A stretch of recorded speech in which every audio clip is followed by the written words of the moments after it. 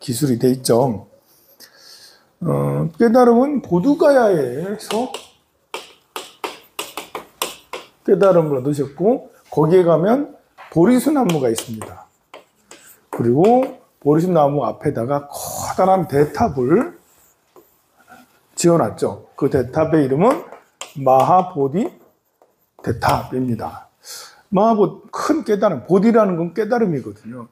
우리가 이제 그 반야신경에 보면 아제아제, 바라아제, 바라승아제, 모지사바 이러잖아요. 그럴 때 모지사바 할 때 모지는 보리예요, 보리. 깨달으며 영원하여라. 이런 식으로. 그런 것처럼 마하보디, 큰 깨달음 얻으신 보리수나무 앞에 마하보디 대탑이 있습니다. 보리수나무 밑에서 깨달음을 얻으시고는 49일간 여기에 계셨어요. 깨달음을 즐겼다? 깨달음을 느꼈다? 누렸다? 라고 할 수가 있는데요. 나름 여기서 고민을도 하시고, 여기서 깊은 고찰을 하게 됩니다. 첫 번째 일주일은 여기 그냥 보리수나무 일주에서 일주일 7일간 있었습니다. 이때 무슨 생각을 했을까? 나름 이제 후대에 추측을 하죠. 이때 연기를 느끼셨다. 연기. 이것이 있기에 저것이 있고, 이것이 생하기에 저것이 생하고, 이것이 생하기에 저것이 생하고, 이것이 일어나기에 저것이 일어나고, 기죠. 이것이 없으니 저것도 없고, 이것이 멸하니 저것도 멸하더라. 이걸 이제 그 연기 개송, 가장 유명한 연기 개송이에요.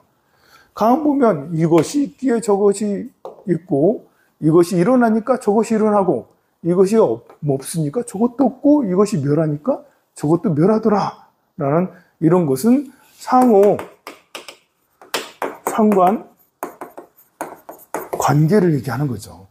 서로가 유기적으로 연결되어 있다. 독립적으로 존재하지 않는다.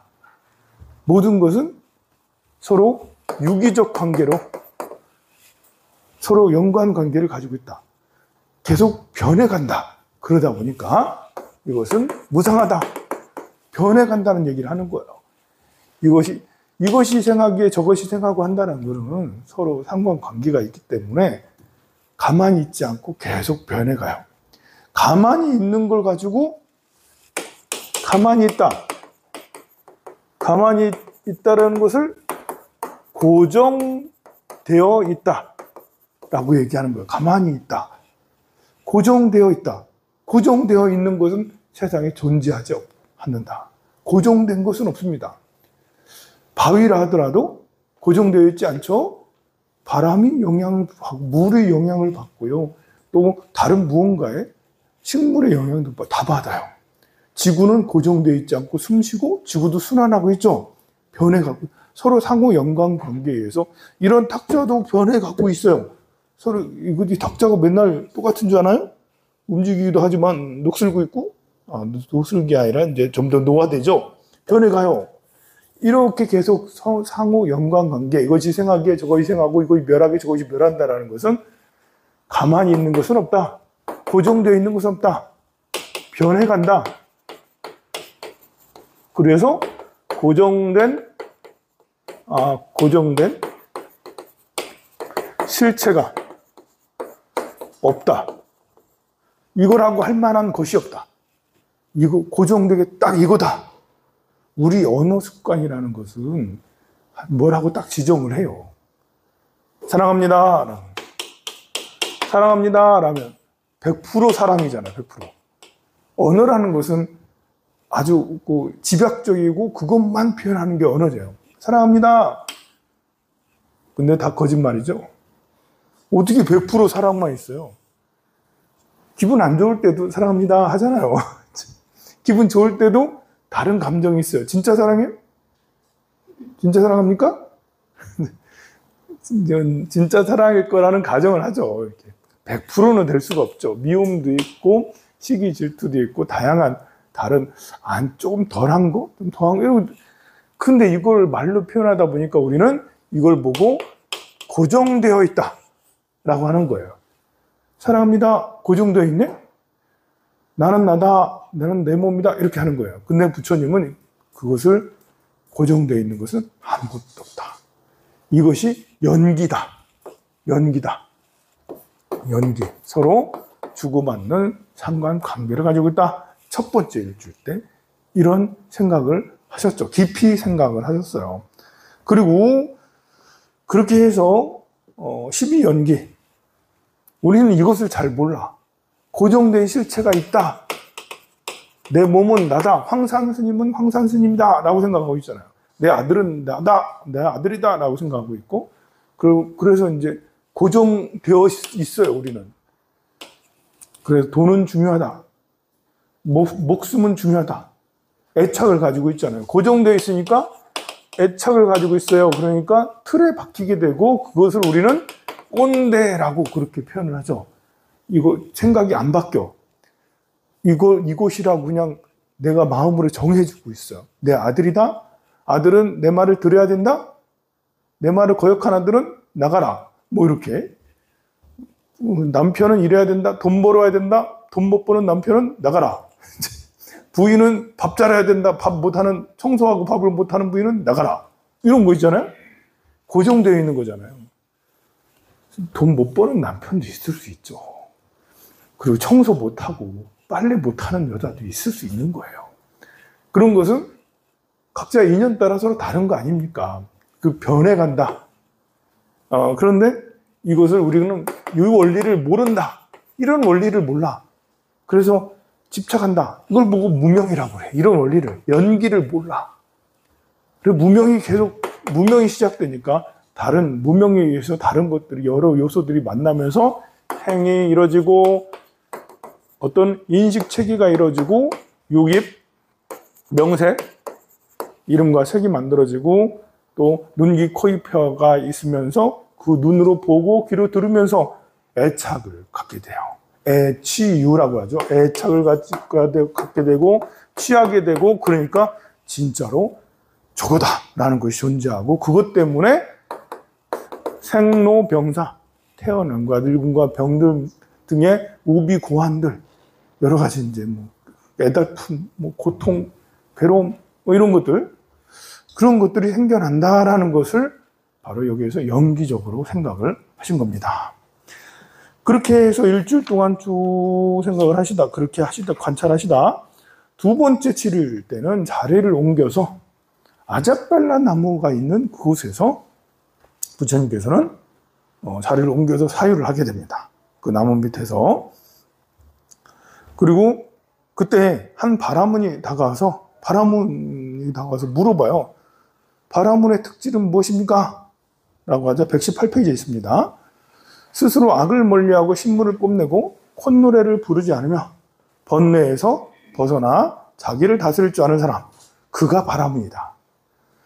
자, 바라문은 누굽니까?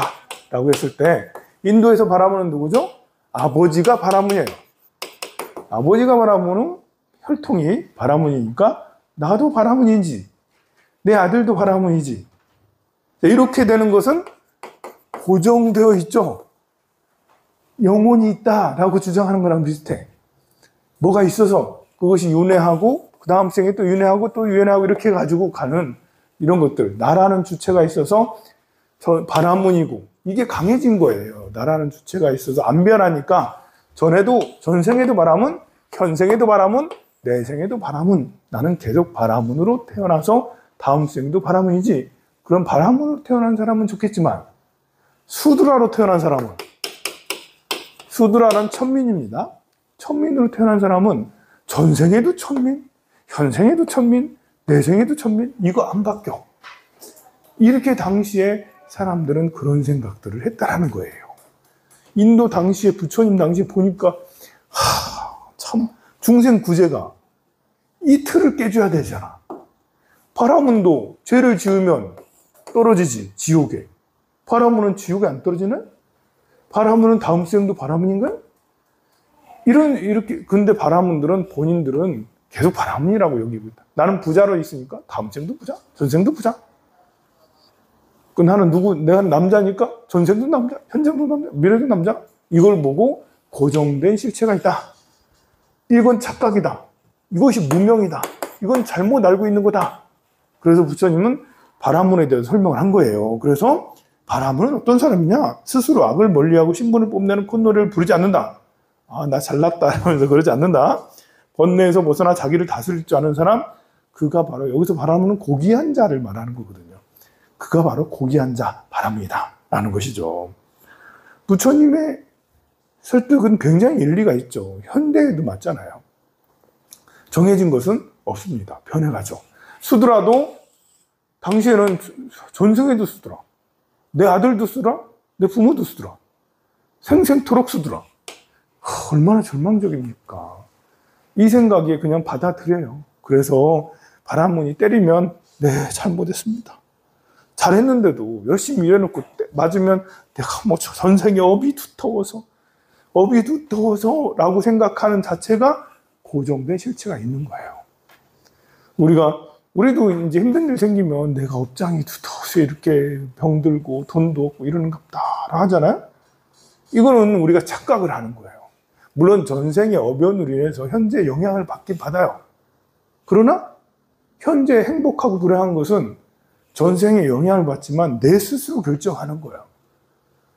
비록 상황은 안 좋아도 태풍이 온다고 다 불행한 건 아니에요. 태풍이 엄청난 태풍이 와도 내가 튼튼하면 내가 집을 튼튼하게 만들어 놓고 건강도 튼튼하면 태풍을 즐길 수도 있잖아. 저 거센 바람아, 우와 멋있다.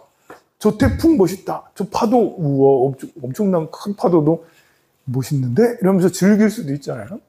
마찬가지로 삶의 가난은 힘든 거다. 여러분들은 돈 없는 건 힘든 거다. 라고 고정된 실체를 가지고 있죠. 애착을 가지고, 그런 습관을 가지고 있고 고정돼 있어요. 그걸 보고 아라고 하는 거고, 그걸 와트만이라는 거고, 그게 고정된 집착이라는 거예요. 돈이 없으면 무조건 힘들 거야. 배고프면 무조건 힘들 거야. 배고프면 힘든가? 아예 스님들은 일부러 배를 안 드시고 고행까지는 괜찮 배고플 때는 스님들은 무소유 아무것도 가지지 않고 가진 재산이 하나도 없는데 내가 가난한 게 꼭 나쁜 건가?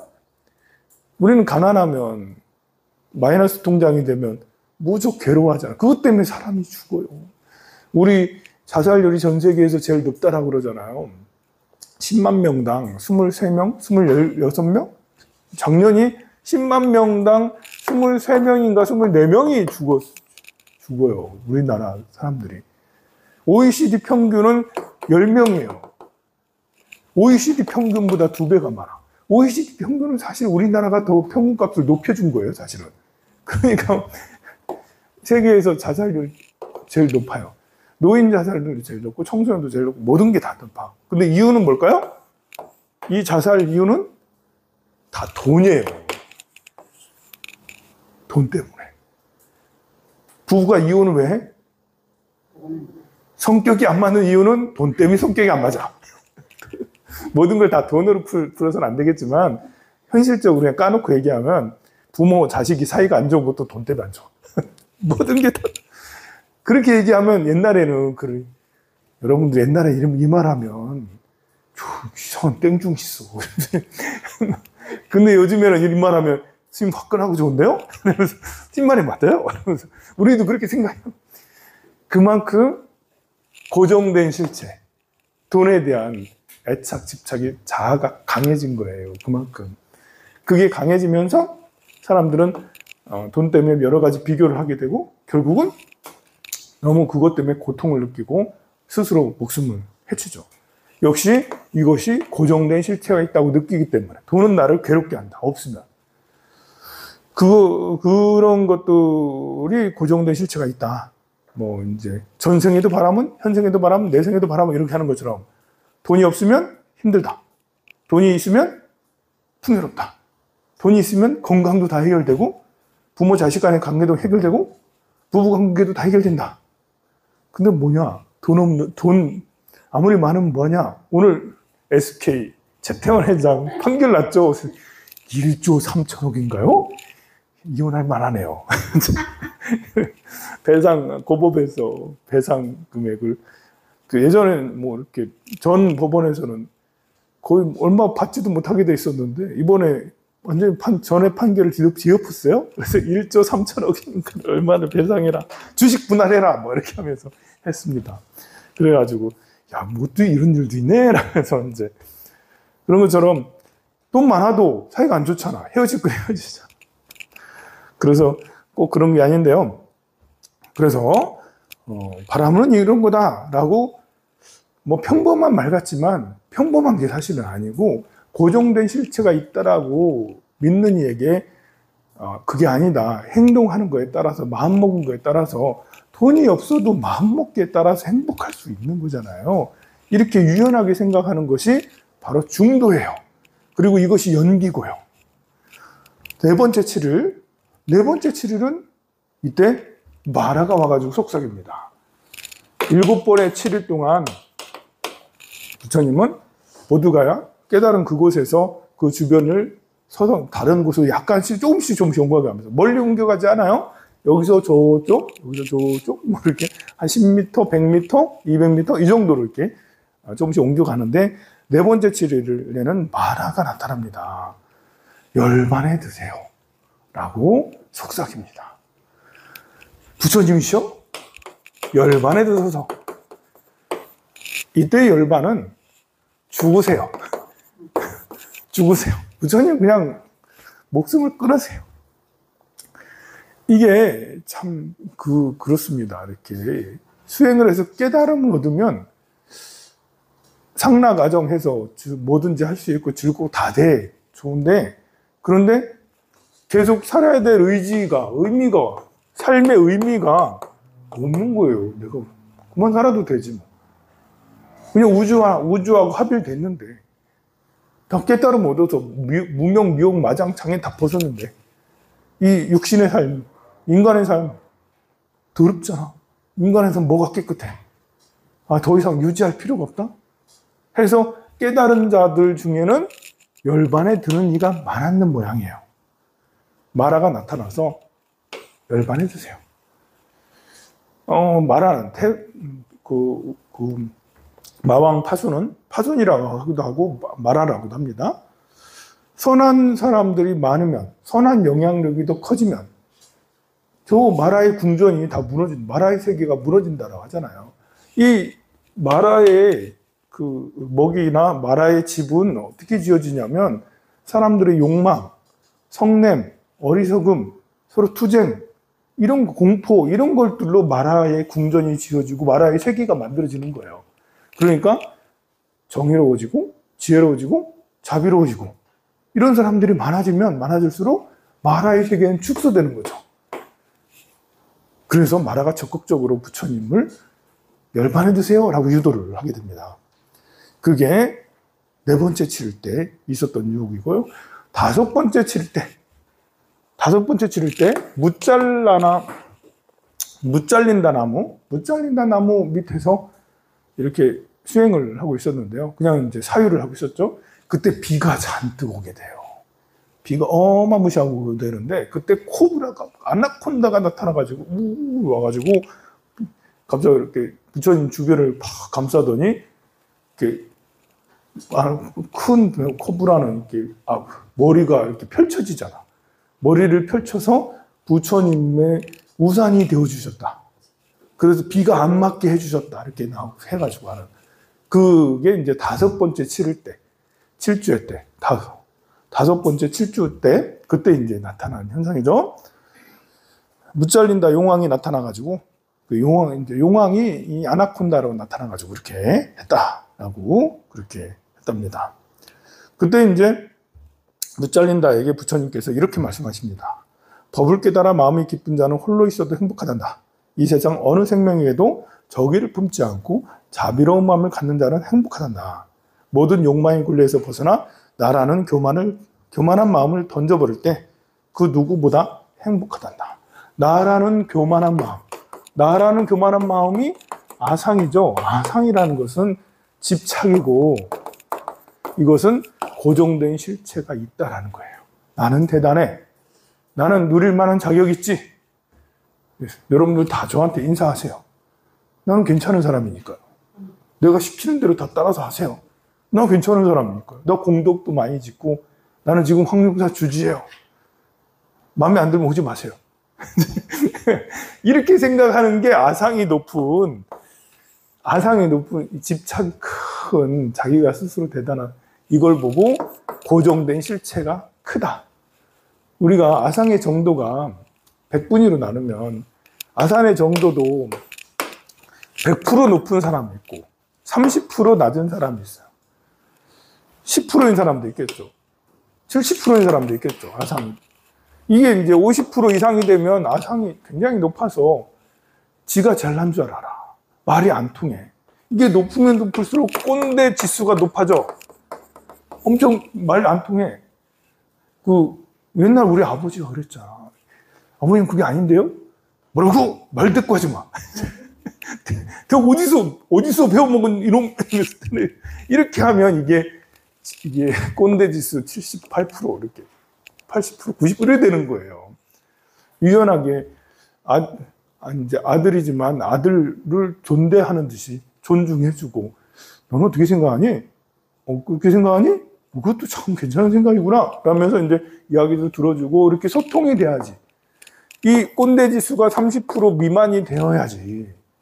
그래야지 이제 서로가 소통이 돼서 성장을 할 수가 있어. 아버지는 더 늙지 않고 더 나빠지지 않고 아들은 아버지가 배운 지식과 지혜를 그대로 받아서 더 크게 성장을 할 수가 있죠. 엄마하고 아들하고도 마찬가지예요. 소통이 안 되면 그게 상이 많은 거죠. 그 상이 많으면 고통이 유발돼요. 고통이. 몸이 아파져요. 몸도 마찬가지예요. 몸도 이렇게 혈액이 잘 순환을 해야 되잖아요. 혈액이 어디가 막혔다라는 것은 꼰대 지수가 높은 거예요. 고정돼 있기 때문에 그래요. 거기에 혈관 어디가 콜레스테롤이 높아가지고.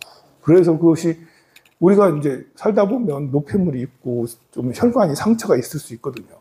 그럼 콜레스테롤이 그걸 아물게 해줘. 근데 너무 콜레스테롤이 높아지면 그게 아무는 게 아니라 낙지독지 달라붙어. 그러면 이게 나중에 파열이 된다고. 사람이 혈관이 건강하지 않으면 그러면 혈관이 건강하지 않은데 또 너무 고지혈 아니면 너무 지방 또 운동도 안 하고 이런 스트레스 크고 이러면 이제 혈관이 약해지고 거기에 덕지덕지 그래서 고지혈증 생기고 이렇게 이게 막히고 나중에 이제 뇌출혈 등 그런 거잖아요. 이것이 모두 다 상이 높아서 생기는 일들이죠.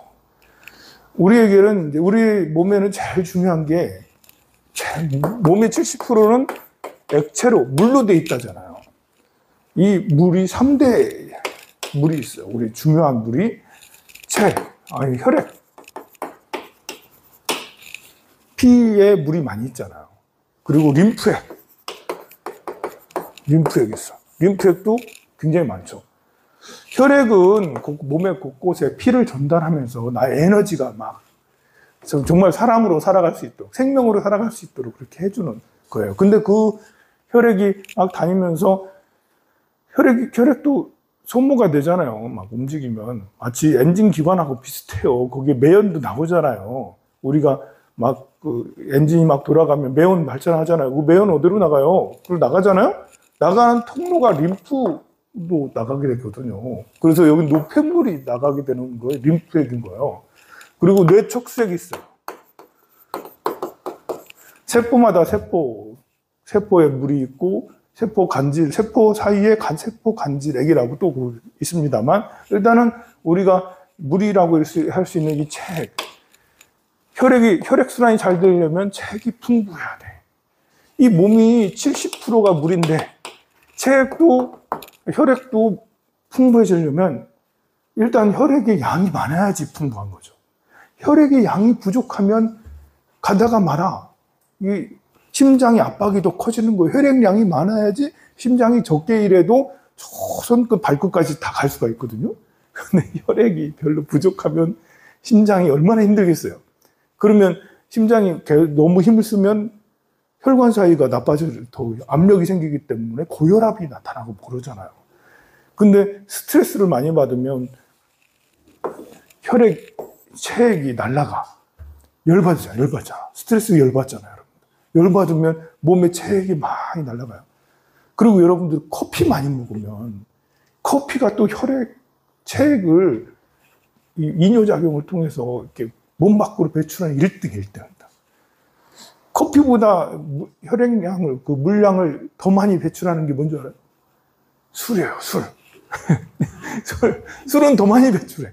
그래서 커피 한 잔 마시면 물 2잔, 3잔 마셔야 되고, 술 한 잔 먹으면 물 한 3배, 4배를 먹어야 돼. 그래야지 혈액이, 여러분, 현대인들은 대부분이 스트레스 많죠. 커피 한 잔, 2잔, 3잔 계속 마시죠. 아니면 다른 카페인이라도 계속 먹죠. 콜라 이런 것들 먹잖아요. 그러니까 체액이 많이 부족해. 혈액도 부족하고, 림프액도 부족하고, 내척수액도 부족해요. 혈액이 부족하니까, 이게 이제, 림프액이 부족하게 되면, 노폐물이 제거가 안 돼요. 노폐물이 제거가 안 되니까 자꾸 쌓여, 노폐물이. 그러면 이제 점점 몸이 나빠지잖아요. 그리고 내척수액은 뇌 안에 있는 물이거든요. 하루에 500ml씩 물이 막 만들어져요. 그래서 머리부터 허리 이렇게 쭉 내려가서 엉치까지 해서 다시 또 순환이 되는 게 내척수액이에요. 우리가 여러분들 제일 무서운 병이 뭐죠? 나 이거는 진짜 걸리기 싫어. 라는 거 뭐 있어요? 1등. 치매잖아요, 치매. 암은 걸릴 수 있을지 몰라도 치매는 안 걸렸으면 좋겠어. 그러지 않아요? 이 치매라는 것은 뇌가 노화돼서 생기는 거잖아요. 뇌에 단백질 중에 베타 아밀로드라는 이런 것들이 있어요. 이런 베타 아밀로드 맞나? 베타 아밀로드 이런 것이 이렇게 생기면 이것이 바로바로 몸 밖으로 배출이 돼야 되거든요. 근데 이것이 내척수가 이것을 씻어서 배출하게 한단 말입니다. 근데 내척수액이 충분하지 않고 이것이 제대로 활동하지 않으면 그러면 이제 우리 치매에 걸린다. 치매. 그래서 체액량을 풍부하게 하는 것이 1순위 제일 중요한 거예요. 운동도 중요하죠. 운동을 해야지 물을 가장 많이 머금고 있는 것은 근육이거든요. 근육이 물을 잡고 있어요. 순환을 또 시켜주는 게 또 근육이잖아. 그래서 운동도 중요하지만 운동 이전에 일단 물을 많이 먹어야 돼. 여러분들 물도 그냥 많이 먹으면 물을 2리터 이상 먹으라고 하잖아요. 그냥 많이 먹으면 또 그냥 좋은 건 아니에요. 우리 간이 아니라 신장. 우리 신장은 1시간에 1리터 이상의 물을 소화할 수 없어요. 신장이 1리터 이상의 물을 들어오면 심장이 버거워, 막 힘들어. 근데 몸에 무리가 너무 커요. 벌컥벌컥 마시는 건 좋은데, 나쁘지. 너무 한 번에 많이 마시면 되는 게 아니죠. 그리고 물을 많이 먹으면, 한꺼번에 이렇게 자꾸 많이 먹으면 몸에 있는 염분까지 이제 소변으로 배출이 되는 거예요. 사실 염분은 우리에게 굉장히 중요한 거기도 하거든요. 그래서 이제 국을 잘 먹어야 돼요, 국을 좋아하세요, 여러분들. 이제는 여러분들 국 안 먹죠, 잘. 국이 나오면 어떻게 해요? 건더기 집어먹고 국물은 버리잖아. 그런 사람 진짜 많아. 여러분들 국수 먹으면 국수 가락은 다 먹으면서 국물은 육수는 다 버리지. 진짜 바보예요. 그 육수에 적절한 삼삼한 소금의 양이 삼삼하잖아요. 짜면 안 돼, 짜면. 삼삼하게. 육수도 잘 만들었어. 구워가지고. 그것은 내 체액을 몸에 들어가면 흡수가 제일 잘 돼요, 그게. 조개국물, 무국물, 콩나물국물, 미역국물. 이거는 진짜 몸에 바로바로 흡수가 돼요. 한약은 그렇게 빨리 흡수가 되지 않아요. 그런데 지금 우리가 먹는 이 국이라는 건 바로바로 흡수되죠. 근데 여러분들이 이제 이렇게 소금이 들어가면 고혈압 생기고 뭐 이렇게 문제, 심장이 나빠지고 막 그런다고 해서 그러는데 그 이전에 소금 몸에 또 필요하거든요. 여러분들 링겔 맞으러 가면, 필요해서 링겔 맞으러 가면 식염수 주거든요. 식염수하고 포도당 좀 넣어가지고 이렇게 해가지고 여러분들 링겔 맞고는 아이 시원하다 좋다라고 하고 나오잖아요. 근데 알고 보면 간단해. 그 식염수예요. 식염수. 우리 몸에 그게 부족하니까 그걸 넣어주는 거거든요. 그러니 콩나물국 좋아하시고, 그러면 또 이렇게 얘기해. 밥하고 같이 먹으면 위액이, 소화액이 분비가 제대로 안 되고 속쓰린대요. 그러지 말고 이제 국물을 더 많이 먹고요. 우리가 이제 체액이 많이 부족하다 보니까요. 사람들이 거의 대부분 현대인들의 10명 중에 8명, 9명이 체액이 부족해요. 그래서 체액이 부족하면 어떤 현상이 생기냐면 허기가 져요. 허기가. 체액이 부족해서. 근데 체액이 부족해서 허기 진 건 물 마시라는 거잖아. 물 좀 주세요라 하잖아요. 근데 사람들은 배고프다는 신호로 알아듣고 밥을 먹어요. 밥을 먹는데 밥만 먹어요. 단백질만 먹어요. 물은 별로 안 마요. 또 먹고 나서 커피 마셔요. 이래 되니까 체액은 계속 줄어. 계속 없어. 그럴 게 아니라 이제 탄수화물은 많이 안 먹어도 되잖아요. 여러분들이 야외에서 엽기 들지 않는 이상 탄수화물은 별로 많이 안 먹어도 돼. 그러니까 국을 2그릇 먹고 배부르잖아. 그럼 밥을 이만큼밖에 안 먹게 되잖아요. 이런 다이어트가 없어. 훌륭한 다이어트니.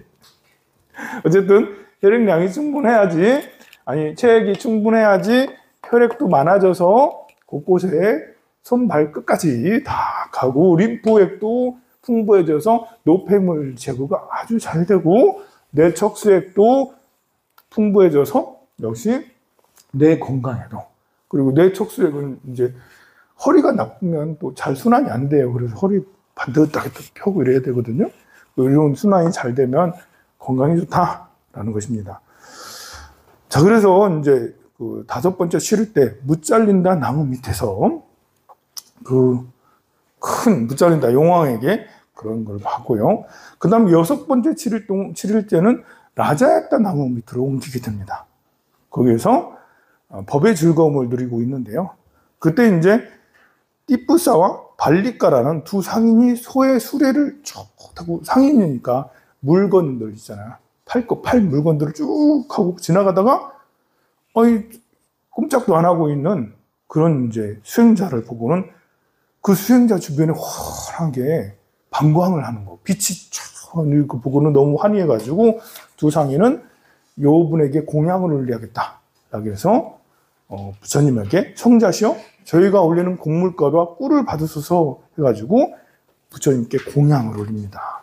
부처님은 수자타에 우유죽을 드신 후에 처음으로, 벌써 5째, 6번째 6주가 지나도록 안 드셨네. 처음으로 이 두 상인의 공양을 받습니다. 이 두 상인은 나중에 미얀마의 신화에 미얀마 상인이다 라고 미얀마인들은 그렇게 주장을 하죠. 미얀마의 불법이 더 일찍 왔다. 최초로 불법이 전해졌다. 미얀마 상인이 그렇게 해서 가다가 거기에서 부처님이 그렇게 하신 걸 보고는 부처님한테 뭘 받아왔다. 그래서 미얀마에 가면 미얀마 큰 대탑에 그 받아온 부처님의 사리가 모셔져 있습니다. 미얀마 상인들은 그렇게 생각을 하고 있다고 합니다. 그리고 7번째 치를 때는 아자빨라 나무 밑에서 보내시게 되는데요. 그때 범천이 부처님한테 권청을 하죠. 아까 마라에게 속삭임을 들었죠. 마왕 파순이 와가지고 부처님이 열반에 들어서 이제는 살 의미가 없습니다. 부처님, 그리고 중생을 제도하려면 너무 힘들어요. 부처님도 그런 고민을 한 거예요. 내가 법을 펼치리라. 이 업력이라는 게 참 중요한 것이, 부처님은 전생에 500생 동안 이타행을 했어요. 남을 돕는 중생 구제를 했어요. 그래서 깨달음을 잃었죠? 깨달음을 잃었는데 이때 고민을 합니다. 열반에 들까? 아니면 전할까? 아니, 전할까를 먼저 고민했어요. 불법을 전할까? 내가 깨달은 것을 전해야겠다. 그런데 아무리 생각해도 이것을 전해받을 사람이 없는 것 같아. 나의 이 깊고 깊은 깨달음, 내가 깨달아 보니까 이거 깊은 거야. 얘기한다고 들을 것 같지 않아. 그 사람들은 관심 없을 거 할 때. 그럼, 희망이 없다. 옆에 마왕 파순이 와가지고 열반해 주소서, 마음으로 갈등이 있었던 거지. 부처도 갈등을 하는가 봐요? 그래서 설법을 중생제도를 할까? 아니, 안 돼. 이 법이 너무 심오해. 그러던 차에 그게 7주 때 범천이, 천인들이죠? 천상에 아주 높은 천상에 천인이 쭉 나타나가지고 부처님에게 법을 설해달라고 권청을 합니다. 121페이지에 나오죠?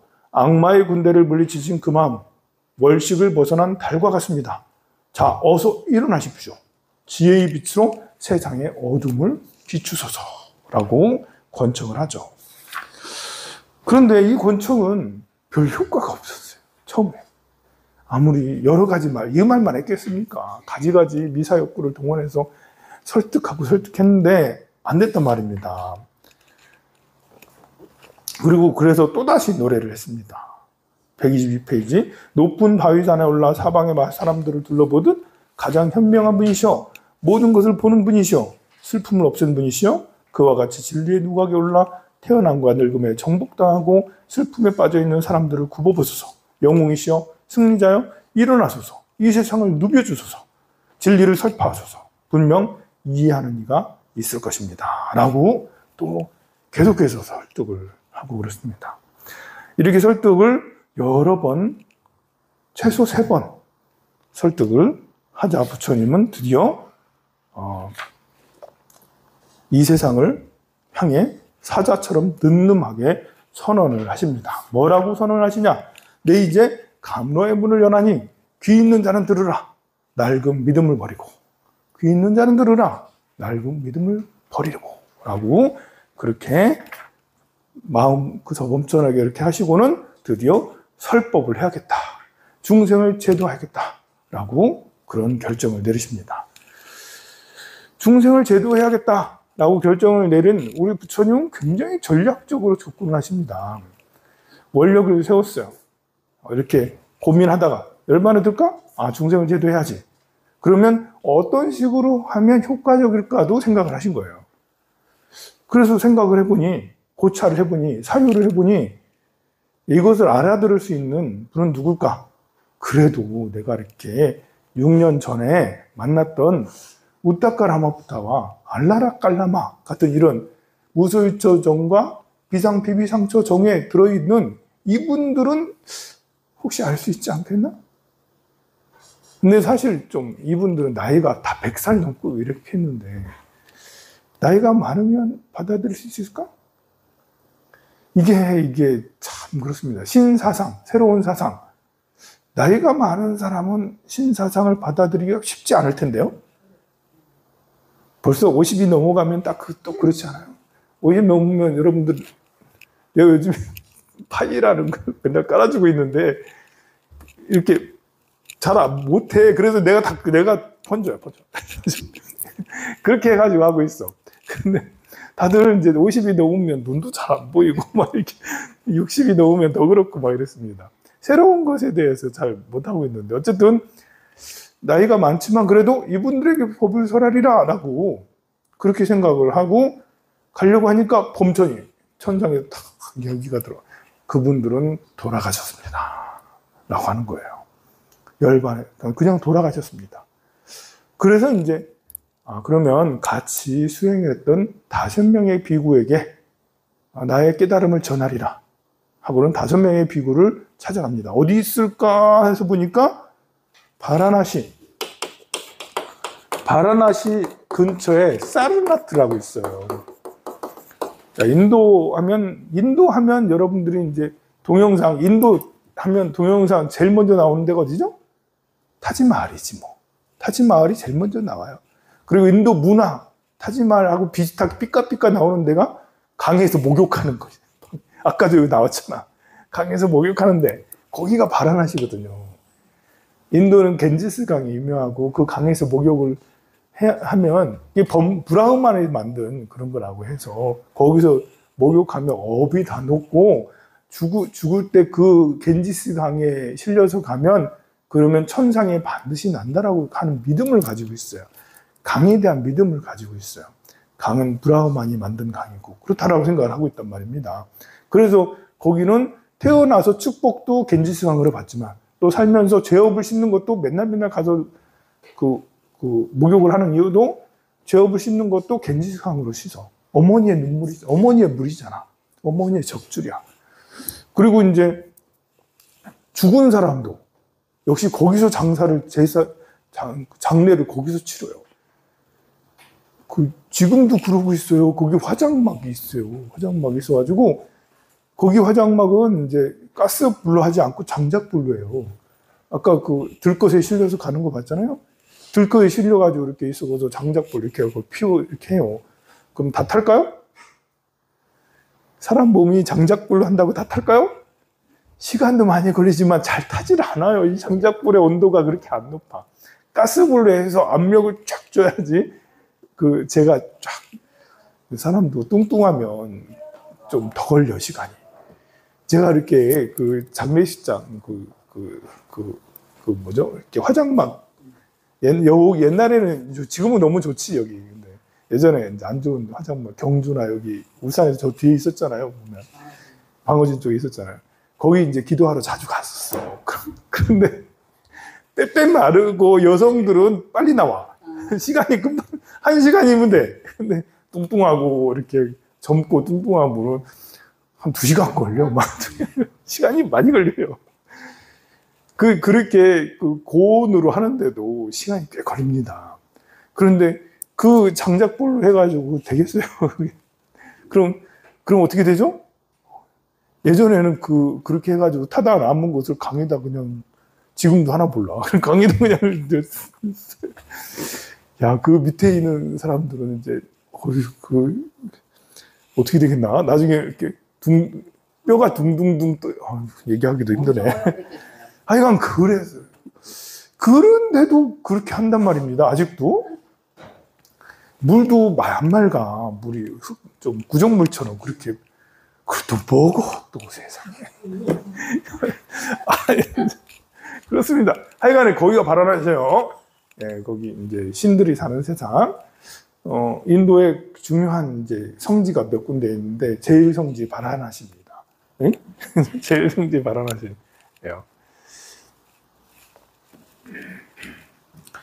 바라나시 이 근처에 사르나트가 있어요. 그러니까 그 옛날에도 아주 고대로부터 여기는 수행자들의 도시였습니다. 그리고 그 수행자들의 도시였으니까 사문들, 고행자들의 도시, 그 옆에 사르나트를 한문으로 하면 녹야원이에요. 녹야원. 사슴동산이란 뜻이죠. 사슴 숲인데 사슴이 많아서 사슴동산이라고. 그래서 부처님이 처음으로 설법하신 곳이 초전법륜지가 바로 녹야원 사르나트입니다. 바라나시라고 돼요. 설법 바라나 이러면서 처음 설법을 굉장히 중요하게 여겨서 그냥 부처님 설법은 설법 바라나. 인도 전역을 다니면서 설법을 45년 설법을 하셨지만 최초 설법이 제일 중요하다고 설법 바라나 이렇게 해가지고 바라나시의 설법을 했다라고 그렇게 하십니다. 자, 그러면